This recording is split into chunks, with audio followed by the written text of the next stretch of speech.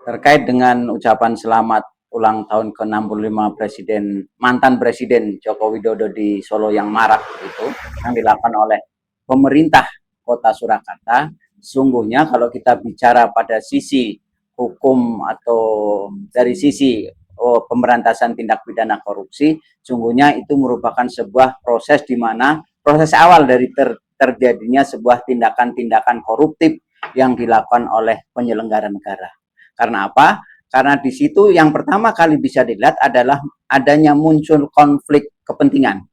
Di mana kemudian ketika misalnya itu merupakan sebuah kegiatan atau kegiatan yang diadakan oleh penyelenggara negara dalam hal ini pemerintahan Kota Surakarta untuk menyampaikan ucapan selamat ulang tahun kepada mantan presiden itu sesungguhnya itu merupakan kegiatan-kegiatan dari penyelenggara negara. Nah, pertanyaannya kemudian dari mana pos anggaran yang dikeluarkan? Itu pertanyaan yang kemudian bahwa kemudian ada jawaban bahwa ternyata itu dalam perkembangannya kemudian kan muncul ada jawaban dari apakah itu wali kota secara pribadi atau bahkan dari dinas komunikasi dan informasi kota Solo menyatakan itu dari dana pribadi Pak Wali Kota. Nah pertanyaannya di sini justru dengan diambilkan dari dana pribadi ini muncul kemudian terjadinya pelanggaran asas akuntabilitas dalam pengelolaan keuangan negara.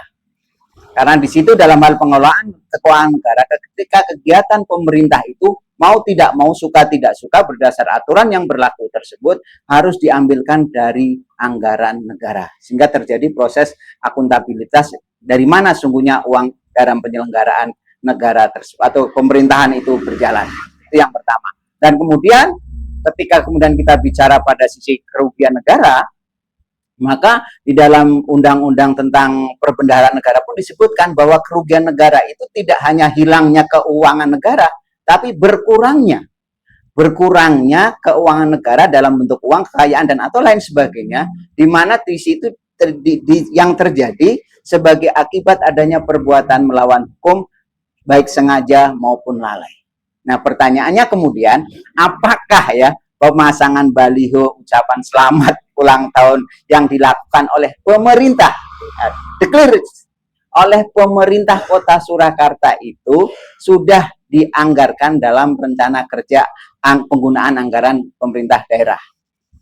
Kalau itu sudah ada berarti terjadi penyalahgunaan kewenangan dari wali kota menggunakan dana pribadinya.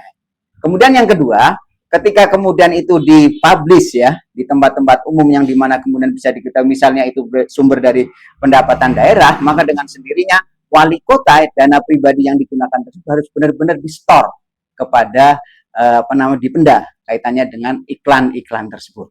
Nah, ketika itu tidak terjadi, maka disinilah kerugian negara sudah muncul. Nah, kalau kita bicara berkaitan dengan kerugian negara, maka mau tidak mau dari awal saja ya. Jadi dari proses itu setidaknya kemudian harus kita lihat bagaimana sesungguhnya mekanisme misalnya pengadaan dalam hal pemerintahan atau pihak pemerintah melakukan pengadaan, misalnya pengadaan baliho. Ada proses mekanisme apakah itu akan dilakukan secara sendiri atau kemudian tender gitu kan. Nah, kalau memang kemudian dia menggunakan sendiri dari pos anggaran yang mana? Berapa anggarannya gitu kan? Setelah berapa anggarannya kemudian bagaimana kemudian mekanisme proses penunjukan pelaksanaannya. Di situ ada istilahnya PPK, petugas penanggung jawab kegiatan yang melaksanakan hal itu. Nah, ketika semuanya ini dilewati ya oleh karena wali kota dengan menggunakan dana pribadinya selaku wali kota dan kekuasaan dalam tanda kutip, maka di sini sesungguhnya terjadi proses lompat, proses pengadaannya lompat. Jadi apakah ada PPK-nya, ada pengguna anggarannya, siapa yang di situ yang akan bertanggung jawab sesuai dengan proses pengadaan yang ada di dalam pemerintahan itu sendiri. Jadi kalau bicara tentang pengadaan atau kegiatan pemerintahan itu sudah ada nomenklatur yang secara letterlek diatur dalam peraturan perundang-undangan. Nah, ketika itu terjadi pelanggaran bukan tidak mungkin ya, itu merupakan sebuah penyalahgunaan kewenangan. Ya, penyalahgunaan kewenangan itu kan bisa saja berupa karena pengetahuannya, karena kekuasaannya, karena yang jelas ketika bicara penyalahgunaan kewenangan di situ ada kewenangan atau jabatan dari si penyelenggara negara tersebut. Artinya ada kewenangan, artinya kewenangan itu sesuatu yang dimiliki ketika dia memiliki sesuatu. Atau kemudian yang kedua sarana. Atau yang ketiga adalah kesempatan. Jadi antara sarana, kesempatan, dan kemudian apa namanya kewenangan itu sendiri itu selalu berkaitan dengan jabatannya. Apakah itu karena kesengajaan atau karena kelalaian? Dan kalau berakibat menimbulkan kerugian negara, ya kerugian negara itu tidak harus diartikan sebagai hilangnya keuangan negara, tapi di situ berkurang saja itu sudah termasuk sudah termasuk kerugian negara. Berkurang saja sudah termasuk kerugian negara. Nah, bagaimana kemudian siapa yang akan menghitung? Nah, kalau dalam proses semacam ini tentunya kalau kita bicara pada konstitusi atau peraturan perundang-undangan, memang yang bisa menghitung kerugian negara itu adalah BPK. Cuman pertanyaannya kan di tingkat daerah itu ada istilahnya APIP, aparat pemerintah, inspektorat pemerintahan, ya, pemeriksa. Di situ bisa menentukan apakah tindakan seperti ini merupakan pelanggaran terhadap proses penyelenggaraan pemerintahan yang baik dan benar. Bahwa kemudian ketika dilakukan pemeriksaan itu, maka mau tidak mau ya harus ada kepatuhan dari pejabat yang dilakukan pemeriksaan oleh APIP tersebut. Jadi kalau kita bicara